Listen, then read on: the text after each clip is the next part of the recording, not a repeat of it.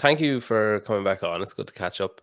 So 2 years and 4 months ago, the reason I found it so quick is usually if I go on Spotify and search, it takes me ages to find. It's changed recently because I started adding in Will Brandstetter that works on Savann's podcast or like helps out with it. He messaged me and was like, "You need to put the name of the guest in the show. Like you can have the stupid name, but you also need to put the name of the guest." Because he's like, if people go to search the name, it's not going to come up. And I was like, I don't get it. But now I do get it, where these kind of interviews where I haven't talked to the person in like a year or more, I can't find the one. The reason I found yours so quickly I was like, what would I have called that? And I was like, oh, that was actually one of my favorite titles to date. I was like, I've got my mindset on you. And I was like, wow, that I'm still proud of it now. And it's over 2 years ago. Yeah, I don't know whether you're ever going to top that, mate. That was such a good name. Yeah, I mean, every week I think, oh, okay, some of them are shit. Like sometimes you just have someone's name. Like I've had a lot of Justins, different Justins and the same Justins. So you end up being like, I mean, there's only so many just in time or just like there's only so many of them you can do. So you're kind of running around a bit. But so 2.5 years nearly. And when we spoke last time, you were in Canada, you were in Vancouver. Now you're in the UK again, are you? Yeah, back in the sunny Cotswolds. Is it sunny? No. No, thinking, yeah. It's pretty dreary and grey. Whereabouts is the Cotswolds? Is that south? So it's central-ish England. Like kind of it actually stretches from like Bath all the way over to Oxford, and we're pretty much equidistant between those, and then it goes kind of northwest of Bath up towards kind of Gloucester. Okay. Big old area, rolling countryside, pretty. Is that a county then, or an area within? No, different counties? it's quite a few counties within there. There's I suppose it's just Gloucestershire and Oxford, I think. Yeah, but it's a large old swathe of the UK. And is that where you're from originally? No, Cambridge originally, then a few years in London, then out to Vancouver, and then back to Cambridge for a year and a half, and then out in the Cotswolds, in the middle of nowhere. And how come you moved back from Vancouver? You seem pretty enamored with it when you were on. Oh, it's a playground. It's living in a playground out there. It's like everything you could ever want as a kid.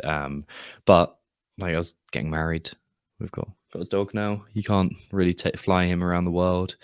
Well, you can, but it's a bit of a pain, and it's stressful for him.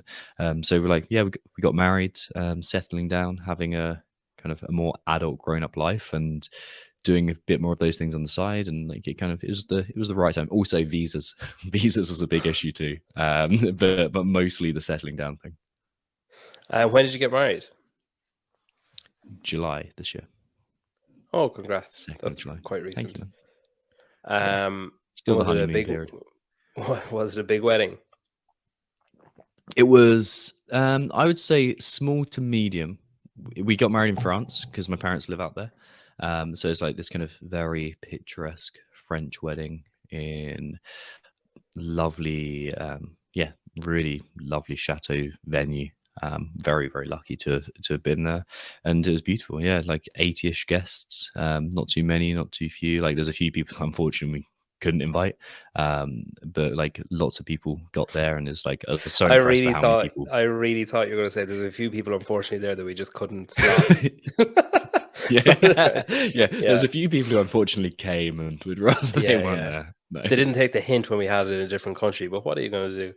And how are you finding adapting, being back to? I guess it's probably easier to accept. Is it easier to accept a change like moving when there's a shit ton of change happening at the same time? Like, when everything's changing, is that easier to accept than like when everything else is normal but one major thing changes? I don't know. I've kind of been through a few changes in my life, but they all happen at different times, obviously. So you can't really compare them because like no man stands in the same river twice. For the man is different, so is the river. It's that kind of thing.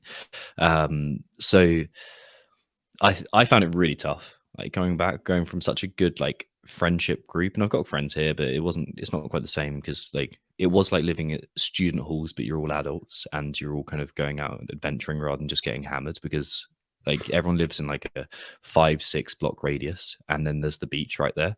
So it's kind of like just hanging with your mates constantly. So I found that really difficult to come back and kind of be back in Cambridgeshire, or kind of Cambridgeshire, Hertfordshire, Essex kind of border, and then like coming here as well. Like it's pretty quiet. We're the youngest people in our village by about 2 or 3 decades, so that's it's a very different world to be in. But yeah, I struggled for a long time. Actually, I struggled a lot with my mental health when I came back. I let our practices slide, but it taught me a bunch. But it's like coming out of the community aspect of being supported was tough, and then not doing the exercises on a regular basis as well. I just felt this slide, and it's crazy how precipitous it was, and how much I had to work to get it back once it had slipped as well. Yeah. What was it? Do you think that it was just that there was such a big shift in routine that like all the No, I think practices it that you was. put into place was gone? No, I think it was like, as far as I can think about it, stories, you never really get rid of them completely. So our narratives that we believe, never really kind of completely banish them from our lives. You just make them quieter, and you don't give them the opportunity to come up. And when I was mountaineering every weekend, or skiing, like going on week-long ski trips to the backcountry, or climbing, or just hanging out with my mates at the beach, or thinking about proposing to Harriet, like all these things, they were kind of very, like, I had everything was engaging and fulfilling. And then I came, and it pushed that narrative right down. But also the exercises that I was doing on a super consistent basis. I was journaling the whole time. I was meditating the whole time. I was like getting to the gym and really kind of focusing intentionally on my mentality, and also like the positive stress and anxiety and fear that comes up from mountaineering. Like, was really good at kind of pushing those limitations down. And I came back to the same environment, like that my limitations arose in, I think, or my limiting narrative arose in, and I gave myself that space for it to come back. And I didn't have the support network and the push for a bit, and so it kind of, if they're quite insidious in the way stories work, they weave their way back in, and it was really pretty like I said, it's a precipitous fall off back into it. It's like, no, it's not happening. No, it's not happening. Oh, okay, I'm feeling pretty depressed, actually. I'm pretty sad. And I had brilliant support network around me, and I knew the tools, and when I used the tools, it was really effective.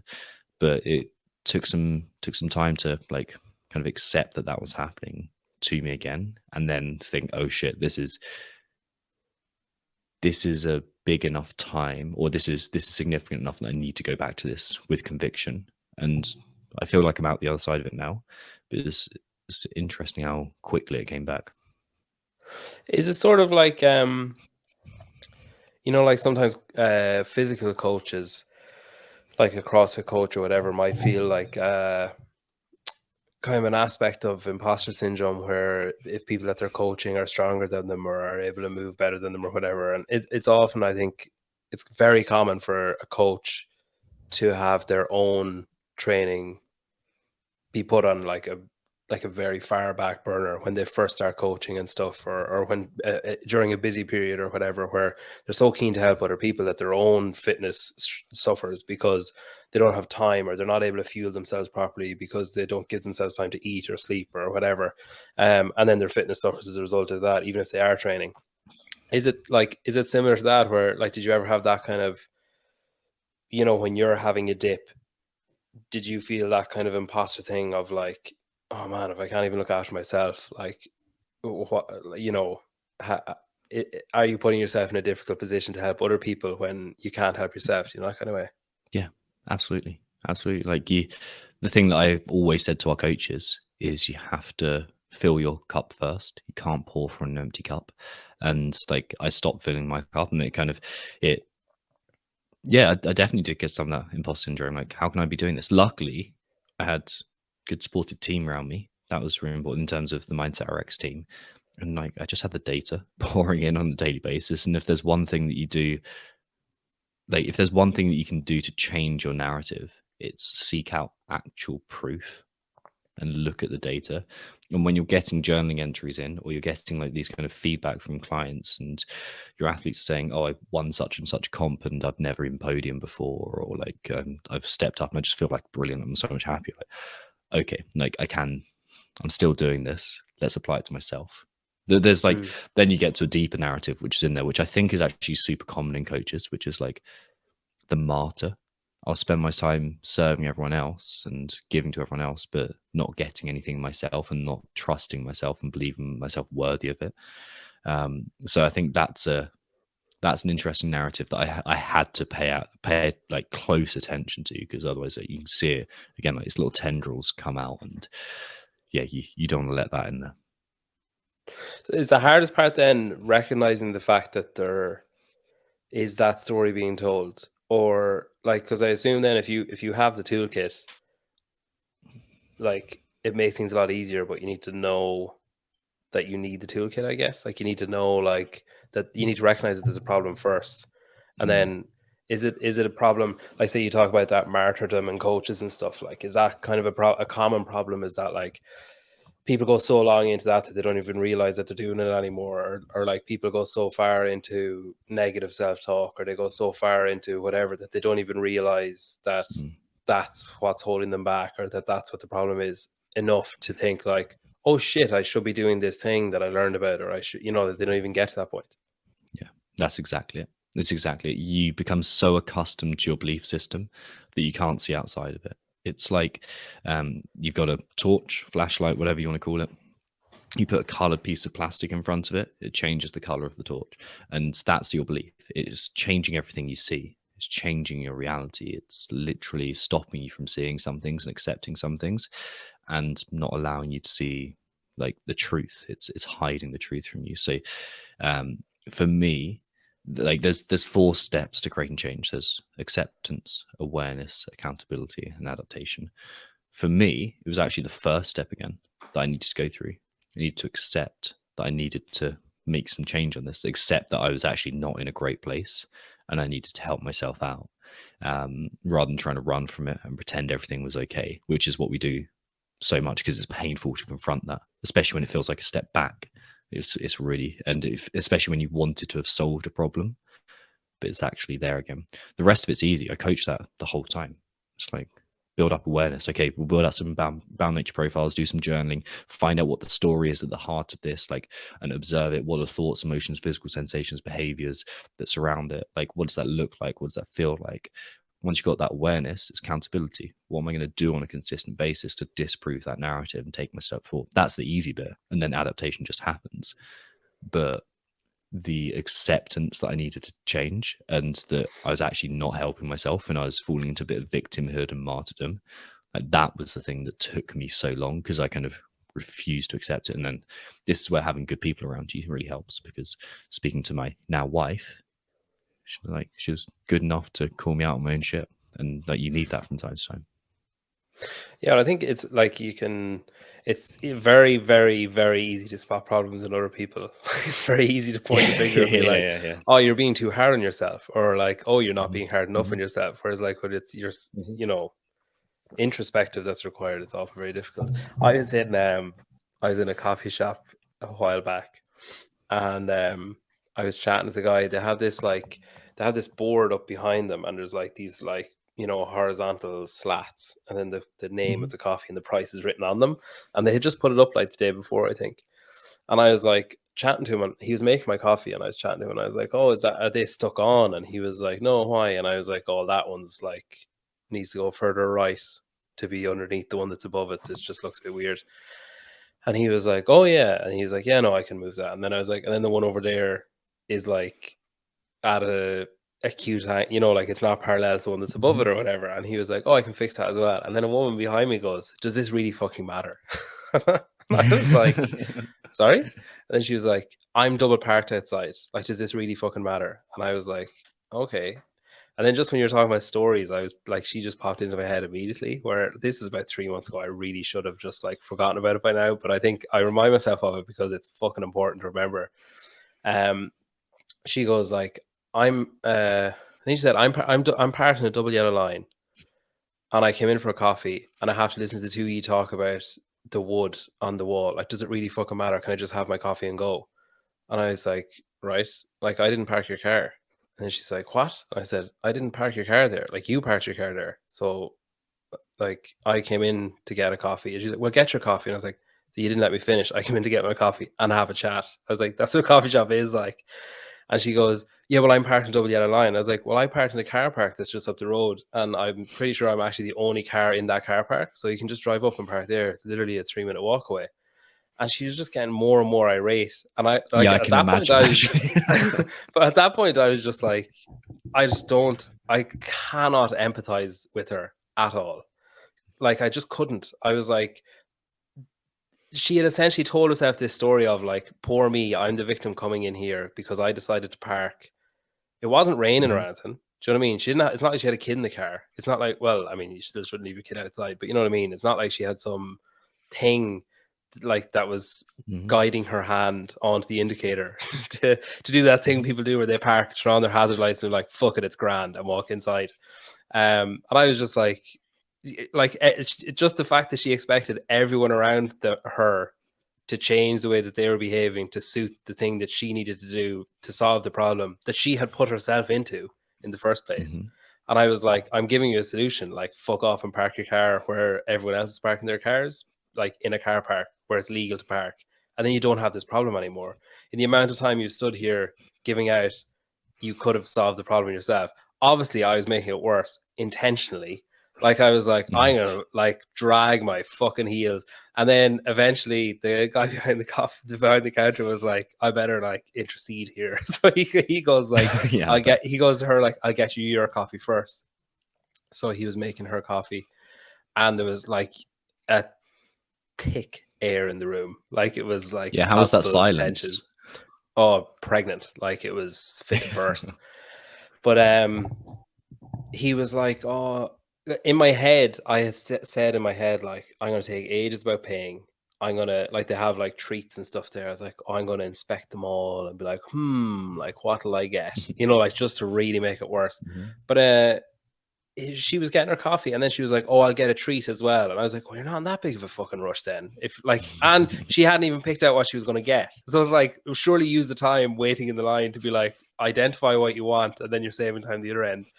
But she went to pay and her card didn't work. And I was like, oh man, if this isn't fucking karma, like, this is, now it did work eventually, but I was like, this is just absolutely hilarious. But after all this fuss, if you'd had to pay for her coffee, that would have been magnificent then. That genuinely my plan was, if it fails a second time, I'll say, oh, I'll pay for it. But yeah, I just, when you're talking about the stories thing, because you see it all like day in, day out, you always see it in, like, sometimes I have to stop myself doing it. You know, when you leave like 5 minutes late, you get held up doing something, or, you know, your morning isn't going the way you want, and you leave, and then you get pissed off at the traffic, and it's like, just leave on time. You know what I mean? It's like, it's not the traffic's fault, it's your fault because you didn't leave on time.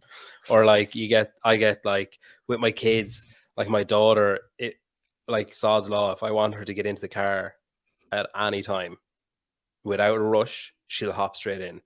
If we're in under pressure, or it's raining, or, you know, like, oh, we need to go quick, she'll take her time. And I have to fight myself to be like, you should have just walked out of the house a minute and a half sooner, and you wouldn't have a problem now. Like, this is your fault. She's 2. Do you know what I mean? Like, but I think a lot of people, you always see it. I think I mostly identify it in like work scenarios, and then traffic, and that kind of, those kind of busier, like, I don't know. I don't like calling them stressful scenarios, because I don't think they are stressful scenarios, but people may like turn them into or claim them as like stressful scenarios, where they're like, oh, this big fucking thing is happening. It's like, literally, like, look at the grand scheme of things. Like, it's not a big deal. But yeah, I think that stories thing is just like, people just tell them, like, sometimes people, I don't know, like, they paint themselves as the victim, or they paint themselves as like, you know, that there's some kind of a conspiracy or something, you know, that like there's all these forces out to quash whatever they're doing, or, you know, like, I was listening to I don't know, do you ever listen to Blind Boy podcast? But he talks a lot about mental health and stuff, and he was talking the other day about, he said he started off when he was like pre-junior cert, so like 12, like 13, 14. he made like a mixtape of prank phone calls with his friend, and they like went like, viral as like cassette tapes could go. He was like, everyone had one, but no one knew where they came from, and no one knew that they were these two like kids in Limerick. So he said, I can't remember the name of I think City Rock or something, some kind of website. Anyway, he said he made a website, uploaded the videos, and he was like 16. And he said that was his first, and he'll never forget it, but that was his first experience of like abuse online, where like grown adults were commenting or sending messages saying like, oh, you're a talentless piece of shit, you should give up or whatever. And he was like, now there were other people that were being positive, like it was heavier weighted in the positivity. But he was like, at 16, I became aware that like other people's problems were going to become my problem, because if someone else didn't have success or didn't have like a creative outlet or was just having a bad day or whatever, that he'd be the target, or like other people like him would be the target, people who were like sticking out a bit or doing something different. And you see it still on Twitter, like where so much of that stuff, that like, it all comes down to mindset. It all comes down to like, what story has that person told themselves of like, that person doesn't deserve the success they have because I don't have the success that they have, or like that person doesn't deserve to have the money they have because I've never tried to do the thing that I thought I could do, and now I'm the victim and they're, they don't deserve what they have, kind of thing. Like that story thing, like it fascinates me, that inner narrative thing. Well, there's two things to say there, and like, or that come to mind. One of them is that people are either playing one of two games. One of them's the success game in an authentic success, like authentic area of expertise that they love and get value from. So maybe it's hosting a podcast, maybe it's building a business, maybe it's becoming the CrossFit Games champion. Like if that's authentic to them, they're going towards their version of authentic success. Maybe it's being the best mother-in-law, maybe it's being the best lawyer, whatever it's for you. Like that's what you're going at. And then if you fail at that, you go to the status game. And status sucks because there can only be one winner. And to get everyone else from here, you have to take them down and then you rise to the top. So people are either playing one or two games. And that's, I think, how you can tell whether you want to hang around with someone or not. You're playing the status game. Well, okay, I don't want to hang around with you anymore. The other thing here, you said, right, like you said about there wasn't some kind of force guiding that lady's hand or indicator to make her pull over. Well, I'd push back a bit. There was. It was the story she believed. That's a truth. That's a reality. You don't think outside of your reality. You can't consider options outside of your belief structure because it's a subconscious thing. It lives deep in your brain. It lives deep in your thought patterns. She's practiced that behavior and the thoughts and emotions that surround that millions, billions of times in her life. And those neural pathways, they're strongly connected. They're myelinated to ensure that there is no delay in taking that, in your opinion, and probably the right opinion, selfish behavior, because that's practiced. And until she learns to see outside of that perspective, the thoughts and emotions don't change, so the action doesn't change. It's the stories that guide us, like that you are guided by your story. I'm guided by my story. And if that's not serving us, then it's the greatest limitation we have. What do you think then about, so I saw yesterday, so say someone in the CrossFit space who's divisive, we'll say, is Savan. And I saw yesterday someone put up a video criticizing him and his, like the things he says or how he says, not everything he says, but like some of the things he says and how he said them. And they compiled like a clip, what do you call it? Like it was either 18 minutes or 28 minutes, I can't remember, long video of essentially clips interspersed with, or like peppered with, like piece to camera opinion or whatever. Like where does that fall then? Because I suppose like something that's become, well, I suppose I didn't like it, first of all, because I think the beauty of social media or YouTube or podcast or Instagram or whatever is that like you can just turn it off. Like you don't like it, you can just turn it off. You can just say like, oh, I'm not going to watch that, and just not engage with it. And then other people who have a similar belief to you will do the same thing, or should do the same thing, where they just say like, yeah, I'm not gonna, that's grand, I just won't give any views, that's fine. And then people can just gravitate towards what they like and enjoy what they like and consume what they like, and then it's simple. But then there's this thing of like, that if I don't like it, I have to tell everyone that I don't like it. And I don't know, is it because I want people to agree with me and like validate what I'm saying and say like, yeah, you're right, so that I can feel good about myself and be like, oh yeah, I'm leading here, like I'm right, and other people agree with me?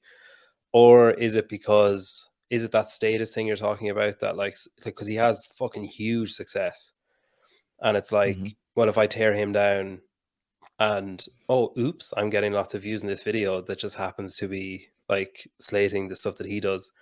But then I suppose maybe it's just the way that society is going or whatever, where this kind of thing of, there's a black and white ishness to things, where it's like there's no gray, like, you know, you're either a Mm-hmm. Republican or a Democrat, you can't be like neither. Or you're either like, you know, pro-life or like pro-abortion. You can't be, there can't be any Mm-hmm. nuance to it. It has to be like you're all in or you're all out. Like you're not, you know, there's no, you know, you can't straddle Mm-hmm. a line anymore, basically, or straddle a fence. um but I was curious of your take on stuff like that, because it seemed, and I know like it's, a lot of it is clickbait and a lot of it is like, oh, this will get some views or this will get some comments or this will piss people off, and people will want to engage with it then to tell me that they're pissed off, and then other people will engage to tell them to fuck off or whatever. Mm-hmm. But like, do you think that that's, is it just an innocent, not even just that specific example, but in general, are they just innocent kind of games or whatever, where it's like, oh, I'll just make a video about an opinion piece and see what people think? Or is it like, you know, a bit murkier than that? Is it more along the lines of like, the way, is it like a bit of a, what would you call it, like a bit of a symbol of where we're headed, of this kind of, you're all in or you're all out, or you're on my side, or if you're not on my side, if you're not for me, then you're against me, or if you're not Mm. like only for me, then you're against me? Yeah, where do we start with that? It's such a big topic. I think it's the status game thing. Like generally, I think it's the status game thing. Like what's happened, I haven't seen that at all. But obviously Savannah know who he is and what he's doing. Definitely controversial, and like he definitely kind of, he says what he thinks, and that's like completely fine. Like say what you think. It's the only way you make progress, by everyone authentically expressing what they truly feel, not what they jump in on with everyone else's opinions.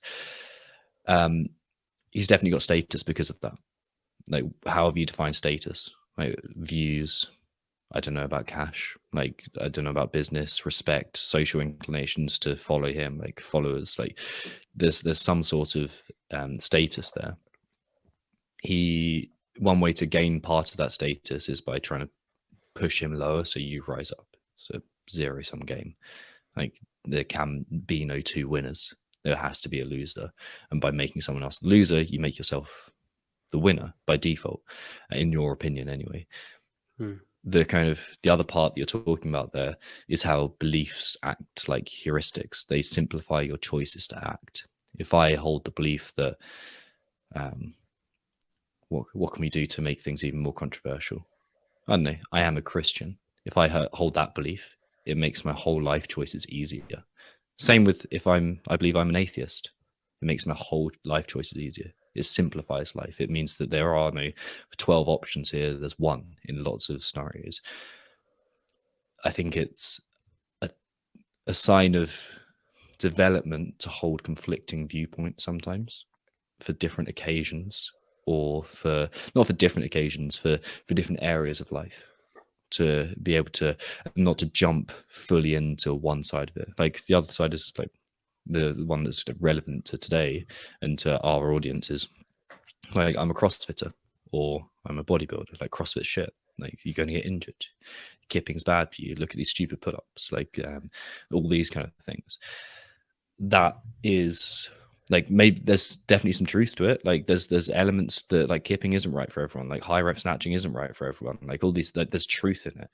But there's subtlety and nuance and thinking for yourself that needs to happen. That passes those two elements into like into multiple conversations.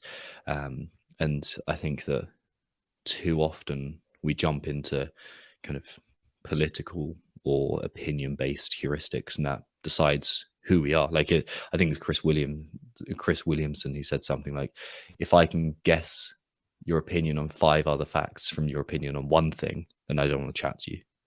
It's like if you're not that nuanced in your thinking, then you're having a conversation with an idea or dogma rather than an authentic human being who's thought about their opinions.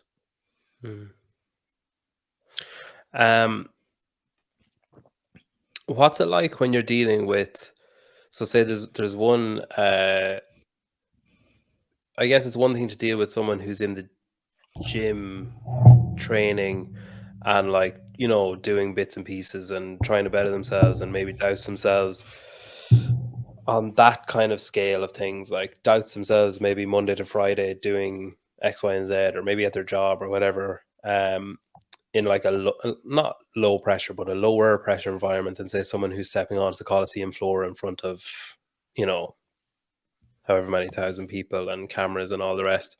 Does it change things for you when you're dealing with someone in scenario A versus scenario B, or is it literally just like the same? Obviously, it changes person to person, but the same tools and the same moments of application of the tools and the same warning signs that a tool might be required and that kind of thing. People are generally hitting their limits regardless of other people's opinions of its difficulty. So people like say it's someone's absolute biggest challenge to drop 10 stone and become the kind of the healthier, happier version of themselves. Now, for someone who's at the CrossFit Games, that is like, you're just very simple what to do. Okay, get out and do that things. But if you've practiced your whole life thinking and acting in a certain way, it's going to be the greatest challenge of your life. Same with going to the CrossFit Games. Like if you want to stand on top of the podium, that's going to be the greatest challenge of your life, probably. So it's a relative factor. People are still challenging themselves usually to their limits, even if it doesn't look like that to the outside world. So I think it's about understanding where that fits into their story, where it fits into who they are, and using similar tools, different applications. Like you said, there's individualism there. Like it's about like you and I won't learn the best way. You and I won't respond to the same exercises in the same way, physical or mental. So we've got to adjust the course, but it's similar principles. Like, what's the story that's holding you back? What are you screwing up in your nervous system regulation when it comes to crunch time? How are you getting in your own way? How can you free up yourself to perform a little bit better when it counts? Like those are the questions that we're thinking. And it, like for one person, it might just be nailing your sleep. The other person might be, okay, we need to down regulate where you're at, give you some breathwork patterns, play around with cold exposure, optimize your sleep as much as we can, look at your hydration. For one person, it might be, okay, let's just get you outside at 8 a.m. every single day and see what that does. Does it change it for you though as a coach? If you're dealing, like, are you obviously you want to treat every person that comes to you as a client, you want to treat them with the same level of like preparedness and respect and everything else. But is there an element of pressure of like, oh shit, like they're going to be on a pretty big stage here? I think there is, like, to some degree. There's a little bit of like kind of, oh, this is going to be publicly scrutinized to some degree, but that's only the story of my ego wanting to get in the way and me to be recognized. Like, it's really not that important. And honestly, when I start talking to athletes of any caliber, of any starting point, finish point, one thing that I'm very good at is seeing the person there, and the detecting kind of vulnerabilities and uncomfortably for the people we work with, diving into them. And it doesn't really matter what level people are performing at. We're working with a human being at the end of the day, and each individual has their challenges, their stories. And like, for me, it's about finding that. It's about seeing what's happening in there, and having a conversation with a real human being, because you're a human before you're an athlete. You're a human before you're a lawyer. You're a human before you're a father. And it's about like addressing the human before the role.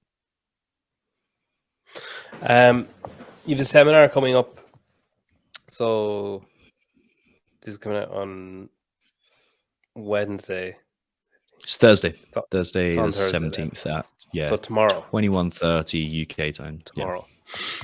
Tomorrow. Yeah. So sorry, dude. I'm just gonna let my dog out. Give me 2 seconds. I'm just gonna. Yeah, no problem.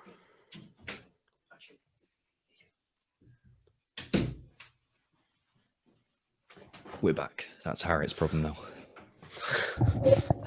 Yeah, they start scratching on the door again. So the seminar, right? I looked. So Can put up a post this morning, like last night his time, I guess. It's so weird dealing with Australia. Something like that. It's like 4 a.m. our time, I think. Yeah. So there's a couple of things he said in the post that I wanted to ask about. So the seminar is like titled, or driven at how to train your mindset, right? And it's you guys and Can with the athlete perspective, and he's obviously, I guess, like renowned for his focus on mental health, and that's his passion, I guess. So he's a good choice. So one of the first things he listed in his list of like things that will be covered is biohacking. What the fuck is biohacking? Good question. Basically, what's your physiology doing? Because we know that the body influences the mind. If I give you 15 pints tonight and then ask you to do a CrossFit competition tomorrow, the thoughts that come up are going to be not exactly serving, and you're going to latch onto all the reasons you can't instead of the reasons you can. Same if I screw up your sleep. Same if I don't give you any sunlight. Same if you over caffeinate. Same if you're breathing through your mouth the whole time and you're in that kind of fight or flight stress. Like basically, are you able to turn the dial between fight and flight and rest and digest effectively? Can you go from one to the other, or can you go through a full cycle of that process? So biohacking essentially means what physical levers can we press to optimize that? So can we improve your sleep quality? That's usually where we start. Can we get you drinking the right amount of water for you, which is typically more, sometimes less for people? Can we get you eating some real food, like doing some breath work exercises, playing around with cold? Can we like stimulate the right hormones at the right time in order to, because basically when your physiology isn't working, you latch onto those beliefs, and those beliefs are a bit more insidious. So if you go back to kind of my story that we started with of having a kind of difficult 18 months upon moving back, I didn't go outside as much. I wasn't sleeping. I was using my screens before bed, like those kind of things. What else was I doing? Not socializing as much. And that allowed that story, or it was one of the reasons the story kind of came back in, because I wasn't pressing the correct physiological levers. So my nervous system regulation wasn't as good as it could have been. So is that like, if you're, for a lot of people, if you're tired or you have a shit night's sleep, the next day you're like, that's where you tend to fuck up when it comes to like diet or training and stuff, because like you don't train because like, oh, I'm too tired, like I'm not able, and then you end up like you have odd eating habits then where you like it's quite commonplace to overeat when you're tired, or to eat like like bad choices of like carb heavy and that kind of stuff. Is that the kind of thing that you're talking about then, that if you fix the first thing, the second thing doesn't happen? Yeah, it can be like, well, there's that. That's definitely one way to think about it, and I think it's just as valid as the other way. So like your perspective you're coming from is like, you're more likely to default to self-sabotaging behaviors if you don't feel great, which is part of it. The other part to think about is there really a division between the mind and the body? And because one is influencing the other the whole time, it's a two-way conversation. If I get you to do 30 short, sharp inhales through your mouth like you're having a panic attack, your thoughts become more anxious and worried and fearful and panicky. If I change that breath work to slow, deep cadences through your nose, and to really kind of play around with the holds, you can become much more relaxed and still and present. So there's an interplay between the two states. The one influences the other. It's and similarly, if you're really nervous about something, say you've got like a huge podcast guest like I don't know, Tom Foxley from Mindset RX'd coming on, you might be a little bit nervous It'd before. never happen. And you might get nervous before, and that will influence your physiology. Like butterflies, like maybe clammy hands, like got a big competition coming up, same thing. So it's about thinking, is there an interplay that we can have there? Like I typically don't think the body and the mind. I think the body mind as one, or the mind body as one. Like one's not driving the other as much as they're in a dialogue. Is it possible then to get yourself into a state? So like, say, like if I get excited about something, I get kind of giddy and I talk a lot. And if I talk a lot, even if I'm not like talking out loud, if I'm talking like internally, I remember saying this to my brother before, that like, I was like, oh, you know, when you're like having a conversation with yourself in your head, and he was like, what? I was like, you know, like when you're talking, he's like, do you think in like fully structured sentences? And I was like, yeah. He's like, I don't. He just has like more impulses than, like, he doesn't think to himself, oh wow, this is awkward. Whereas I literally have like, I don't mean to make it sound weird, but I literally have a voice in my head, like my own voice in my head will tell myself, oh man, this is awkward, you need to remove yourself from this situation. Whereas he just like has the impulse of like, don't like this, without actually saying the words in his head, don't like this. But if I'm talking out loud, if I get excited about something, I get giddy, I talk loads, and it's either out loud or inside my head. And that's when I have most of my ideas, where I kind of get in a role. I get in a kind of, it's kind of counterintuitive, but like, because I think for most people, a state of flow is like when everything's calm and you just kind of zone out. And whereas like for me, it's like when I start, if I'm writing something, yeah, I just kind of start typing and then I'm like, oh shit, I'm finished. Whereas like with ideas and stuff, I'll kind of just be talking to myself in an almost incoherently rapid manner. And then at the end of it, I'd be like, oh, I've actually got 3 good ideas there at the end. But is it possible to, like, is it a dangerous thing to start trying to mimic that, or to like artificially create that, like to stimulate that kind of response? You know, the way you're talking about, like if you're before a competition, you get butterflies and you get clammy hands and stuff. And then for some people that helps them to perform better, or that encourages like a better performance because the adrenaline is there and all that kind of stuff. Whereas like are you going to end up being kind of, I don't know, fuck up your hormones a bit, or your, you know, your adrenal response or whatever, if you artificially stimulate that response in different scenarios just to get a better outcome for something else? Yeah, it's about, can you turn the dial up and down? So if you're pushing and really turning it up, so if you've got a 1 max clean coming up and you're like, okay, I want to really max like forceful inhales, like like actually growling, that kind of like stimulates a sympathetic response, fight or flight. If you're like, okay, I'm going to caffeinate before, have some sugar, so pressing those like physiological triggers, I'm going to move around, like get my heart rate up. Like if you're stimulating that, and you do it for like a session of power cleans and then a workout that's short and sharp, fantastic. But if you're taking that approach to everything you do in life, including every relationship you have, every work event that you have, Growling like, at your partner. growling. Yeah. Well, some people are into it. It depends what kind of outfit you're wearing at the same time. If you take that response to every scenario, you're constantly redlining. Overtraining syndrome is kind of an aspect of that. So we've just got to learn to take it down at the same time. You can crank it up when you need it, but it's about learning to crank, like turn the dial and tune it. So giving yourself the opportunity to recover fully by sleeping properly, by breathing properly, or is optimally, or breathing better is probably one way of saying it. Getting in the cold water exposure so you can have that dip afterwards. Like it's about what's right for you, and learning to regulate. We don't want to. I think it's a misconception to think about we're going to be bang in the middle the whole time. It's just not going to happen, because to use like a Taoist example, we want to walk the path between chaos and order. We want to learn to be like water, right? To mold to the environment that we need to be in.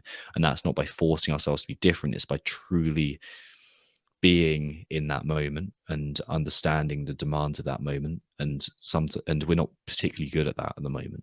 Like we're not particularly good as human beings at sensing the state that we need. So can we regulate that a bit better? Can we put ourselves in those two states at the right time? You talk about, or Khan talked about, belief rewiring. Mm-hmm. Is that the stories? Is that like essentially quelling the stories that are holding you back and making the other ones louder, like making new ones louder, basically?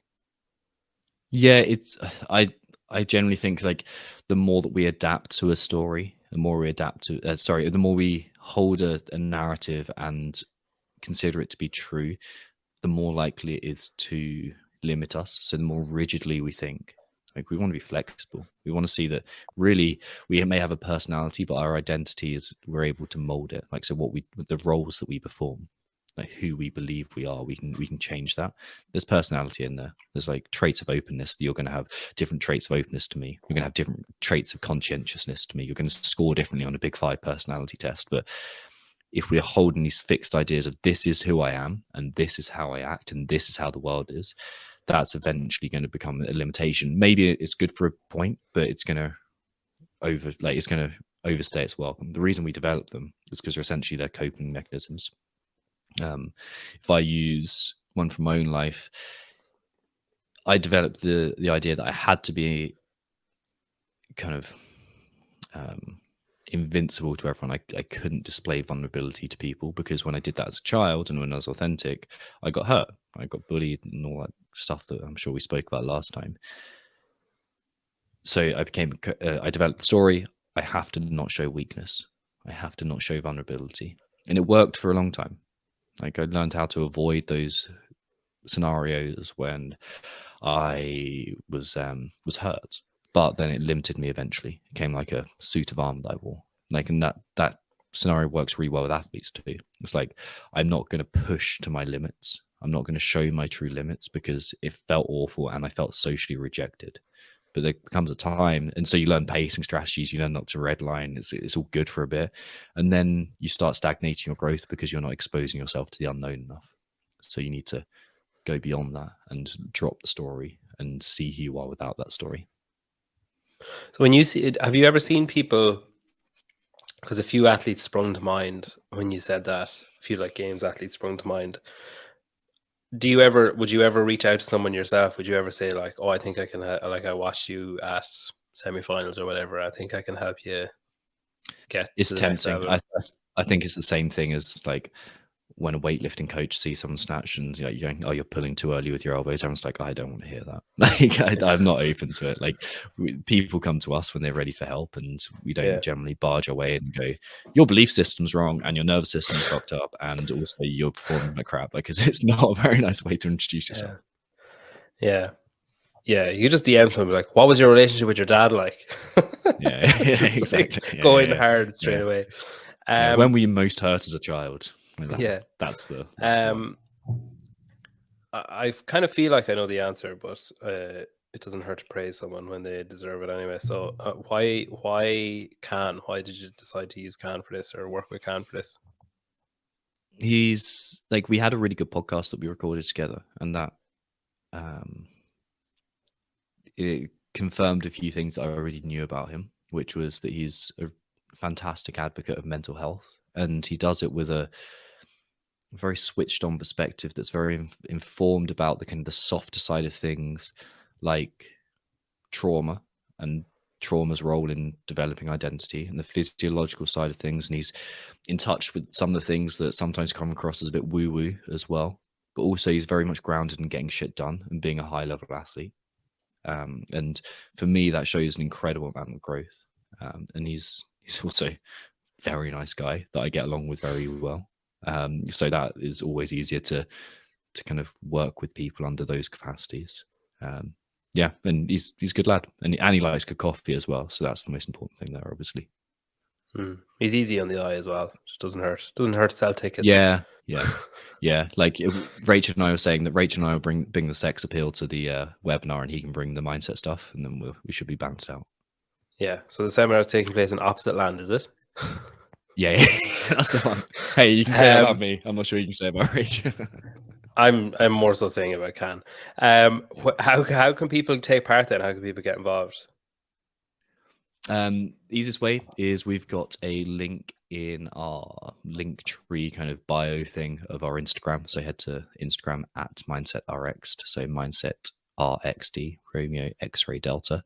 A few NATO phonetic alphabet speakers out there, and yeah, and there's a very obvious link right at the top of it which says webinar with Khan Porter, and it's how to train your mindset. It's kind of a deep dive into what we spoke about today. So regulating your nerve system, like our go-to strategies. Rachel's going to be going through a cool somatic exercise which helps you understand where you're at. Khan's going to be diving into identity, and I'm going to be going into some of the performance tactics that we can use to really upgrade our performance when it counts. Cool. What time did you say it was at? 21:30 UK time. So it's a late UK. It's at 8:30 Eastern Australian time in the morning, and it's like 4:30 Eastern. Yeah, 4:30 Eastern. Yeah. Cool. All right. I've got like 4. I wrote down quickfire, like I know they're not, so I don't know why I bothered writing that down. There is no alternative word other than quick fire. You can't like medium fire. You know, like there's no tepid fire. Yeah. Okay.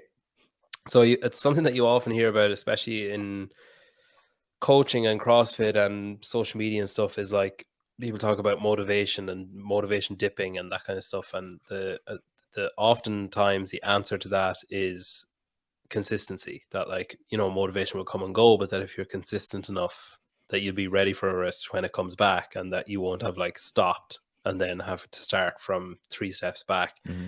Like, is that the answer to what do I do when my motivation dips? Is it just consistency? Is that the answer?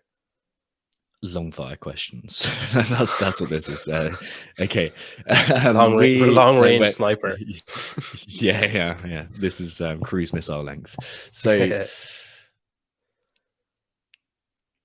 willpower, motivation, drive, like kind of that conscious willpower decisions to do things. It's a tool to use, but it's not the only tool. We can't just keep using it the whole time. You default to what you subconsciously believe. So some consistency in there is good. It's about minimum effective dose at that time usually. If you're trying to kind of just get back on track, what's my minimum effective dose? What's the smallest amount that I can do that's going to take me forwards?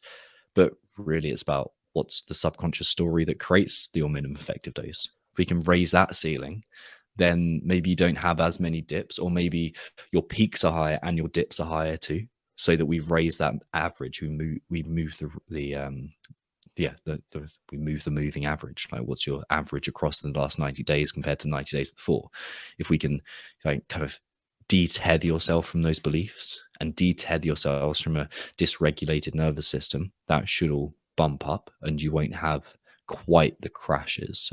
But sometimes shit happens, you're in a bad place, like something outside happens to your life, and you need to just get the minimum effective dose done. What's the minimum effective dose for you is usually the strategy on a short-term basis, but long-term, what's the story? You mentioned willpower there. That was another one I had. Is willpower something that just like needs to be trained like a muscle, basically? Like that you just need to, you know, like, because I think countless people are like, oh, I'm going to start now today and I'm going to do X, Y, and Z, and then they run around after a little while. And it generally comes down to willpower. It generally comes down to like habits, or like not effectively putting things in place, and then that combined with willpower or lack of determination to do it, or like whatever. There's different ways that you could describe essentially the same thing, like a lack of follow through, basically.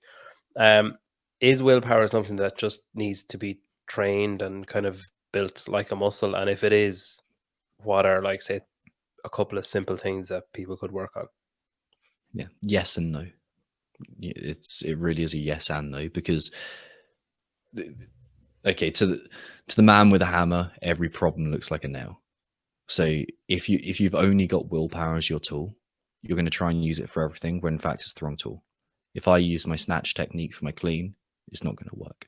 If I don't balance out my strength, my aerobic capacity, my flexibility, and all the other 10 components of fitness, I'm not going to be a balanced athlete. Willpower is one side of the equation that typically falls on that kind of, how we describe it, as like the masculine or the yang side of yin and yang. So the force, aggression, the archetypically masculine traits, which are really important to develop. Like, you see them displayed across male and female athletes. You see them displayed across like all good performers. They'll be high in those masculine elements, but they're also high in the feminineness, or the archetypically feminine aspects of that too. Self-compassion, self-love, self-care, presence, creativity. We need to train those as much. And like, typically the problem with CrossFitters in terms of their performance mentality is they're trying to use willpower and aggression for every single problem in their training and every single problem in their mindset. And it's like, I'm going to willpower my way through that. What happens is they end up being frustrated, burnt out. Why can't I make progress? I feel exhausted the whole time. So you can train willpower absolutely by gradually exposing yourself to more and more difficult things.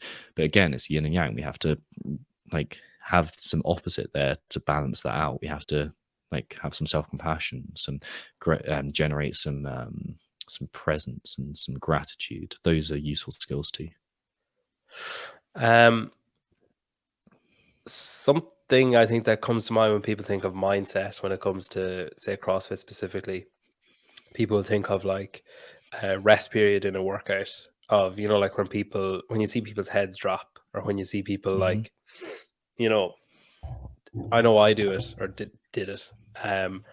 When you drop a bar or drop down from the bar and walk like a stupid amount away, just because you know, well, I'm going to have to turn around and take that whole long walk back. That's a nice long rest. All subconscious. Well, largely. Is it as simple as, you know, like, to fix those kind of things? Is it really as simple as just saying like count to 5? Or like, these are the things that I'm thinking of, having heard people say to people during a workout. It's like, oh, just count to 5, or people starting to count down from 5 out loud for the person, or like, you know, people shouting like, you know, hold on, or like, you know, like, I mean, I would if I could, it springs to mind, but like, is it as simple as just that? Like, we would all be very fit if that was the case.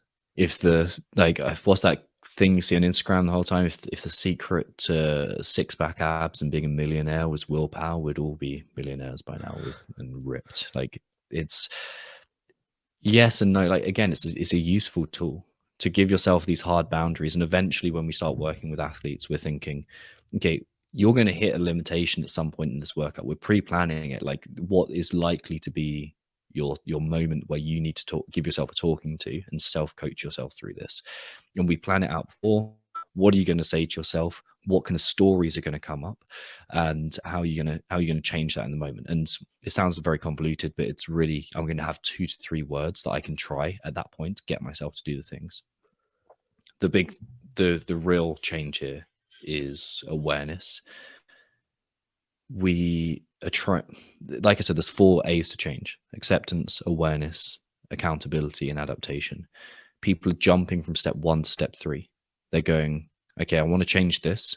I'm going to try and change it right now, without generating enough awareness of the mental state.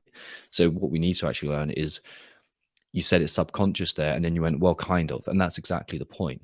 If you bring awareness to it, it goes from a subconscious pattern to a conscious pattern. And then you can step in. And then you can go, okay, I'm going to put my hand in these falling dominoes and stop the resulting path that it takes you down. What we eventually need to do is pick out these stories. What are the thoughts and emotions that are signs that I'm falling into what we call a bound nature role? And we can talk about that if you want, but I've talked about it in quite a few places as well, so people can find that out. But am I falling into that pattern? Am I falling into that belief? How does that show up in my thoughts, emotions, physical sensations, behaviors? And if I can generate awareness there, I can catch it right at the beginning, before that kind of the amplitude of the mistake has grown too big because it starts off tiny and then it grows and it grows and it grows and then we're stepping away from the bar. But maybe the original thought that we could catch ourselves on was like, man, I can't do this, or so and so's going so much quicker than me, or I'm not going to make it to the games, or I'm not going to hit the next match, or my hands hurt, or something like that. Maybe it's some sort of thought, maybe it's an emotional state of just like fear and anxiety. And if we learn to pick up the emotional and the physical signature of that, then we can catch it when it's smaller and it hasn't like gripped us. And then we can use that kind of self-talk that I talked about, with which maybe is get back to the bar in 5 seconds. Maybe it is something like just rip it. But like if you don't if the subconscious story and the story you believe is already being acted out in this full play, and also combined with that, your body is crying out for rest, and your nervous system is like, I don't want to be doing this anymore. Get me out of this scenario. Hence why you're slumping and going into that kind of retreat response, the protective mechanism.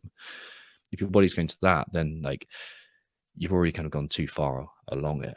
We need to catch it when it's smaller, which begins with more awareness.